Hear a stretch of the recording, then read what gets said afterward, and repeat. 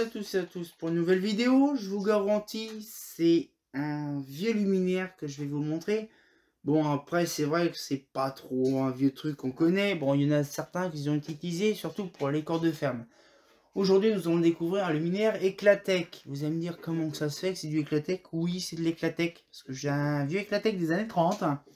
C'est un col de cygne, tout simplement. Bon, je peux vous mettre en gros plan, là, l'extrait justement du PDF, on le voit très bien, c'est un beau petit truc, avec ce petit luminaire. Donc là, c'est vraiment, ça va être une petite vidéo parce qu'il n'y a pas grand chose à dire, mais il y a des trucs intéressants.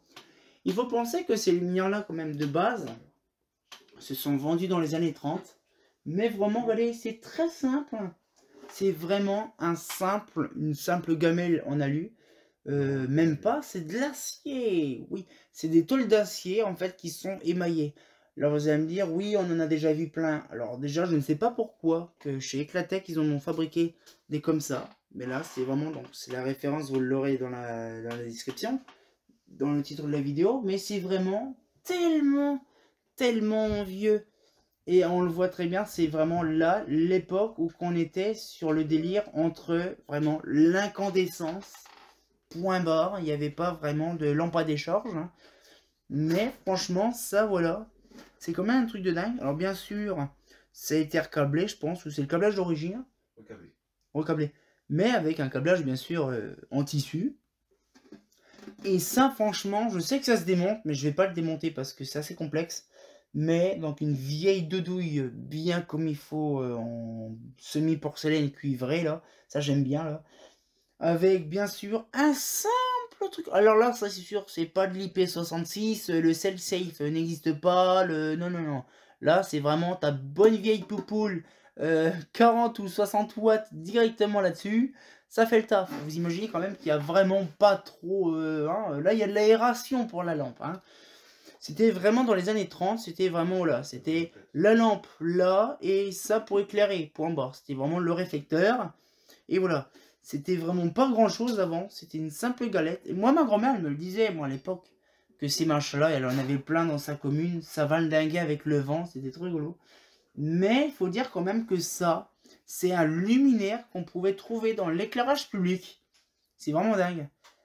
Et bien sûr, on va me dire, ouais, mais bon, c'est bizarre quand même. J'ai déjà vu des photos avec une BF ou une mixte hein, au bout, hein, faut pas abuser. J'en ai déjà vu. Avec même carrément un ballast rislanisé là avec deux Colson ou je sais pas quoi carrément suspendu au niveau du coude là. Et donc du coup ça faisait un luminaire en BF mais complètement éclaté au sol. Mais franchement vous imaginez que ce truc là il a une centaine d'années, quasiment. Il a une centaine d'années environ. Et le truc il est en parfait état. Franchement regardez même alors bien sûr l'émaillé, hein, c'est compliqué d'en refaire de l'émailler en ce moment. Mais franchement, à l'occasion, j'ai essayé de revoir, me renseigner pour une émaillerie dans une société et de me refaire émailler vraiment des luminaires, c'est très rigolo. Mais franchement, c'est quand même assez spécifique de se dire que ces modèles-là, on en avait dans certaines cours d'usine, tout ça, parce qu'il faut penser que dans les années 30, il y avait une technique, bon après elle est connue aussi partout, on avait certains luminaires même dans les années 30, 40, même 50, 60, on avait des magasins qui revendaient des luminaires pour l'extérieur ou même pour l'intérieur. Notamment, on avait des petits riages de sang, des vieilles gamelles comme ça. On pouvait trouver dans des catalogues vraiment, comme ça on allait sur le roi Merlin, tout ça. Oh, tiens, une riage de sang. Oh, puis je vais le mettre carrément sur mon magrange. Donc c'est pour ça qu'il y a des maisons où des fois on trouvait des vieilles gamelles comme ça. Parce que des fois, tu avais du vieux Eclatec, ou des fois, tu avais ta vieille cloche, avec une espèce de gros gland en verre, là. Donc ça, c'était vraiment les trucs traditionnels des années 20, années 30, vraiment. Il n'y avait que l'incandescence à l'époque, donc c'est normal qu'on trouvait ça. Mais ça, c'était vraiment l'époque où on avait la transition vraiment spéciale éclairage public. Mais c'était vraiment encore une époque où il n'y avait que l'ère de l'incandescence. Et quand on voit que ça, c'est vraiment le tout début de l'éclairage public urbain, vraiment, on va dire, des années 20-30. Et après, on voit quand même qu'il y a eu la version avec une cloche différente. Bien sûr, on a lu pour que ce soit moins cher. Parce que ça, c'est quand même avant la Seconde Guerre. Même années 10, années 20, vraiment une transition des toutes premières du début 20e. Et donc du coup après, ben, comme il y a eu la première guerre en 14-18 et la seconde guerre en 39-45, donc ils sont plus amusés à faire ça, ça devait coûter très cher peut-être à l'époque à refaire. Et donc du coup ils ont mis les cloches en alu, et ce qu'il y a eu, donc les cloches en cheminée, pour les versions tombantes ou latérales plus tard. Mais il y a eu énormément de choses qui ont été faites, notamment sur comment l'éclairage, on va dire, en incandescente. Et puis après, on arrive avec l'éclairage en cheminée, avec les BF et compagnie. Et après, ça a suivi son cours et on connaît toute l'histoire par cœur. Mais vraiment, l'éclairage avant la BF, c'était que de l'incandescente, il faut y penser. Mais c'est quand même rigolo de voir une petite gamelle, c'est une assiette, hein. C'est vraiment une assiette. Hein.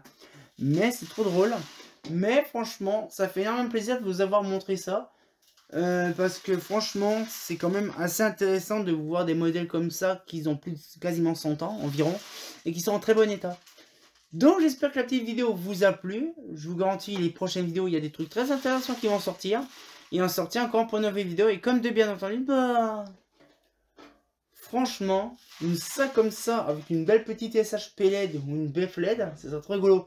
Ça servira strictement à rien parce que c'est tellement démesuré que ça servira à rien. Mais pour voir le kiff, c'est trop drôle.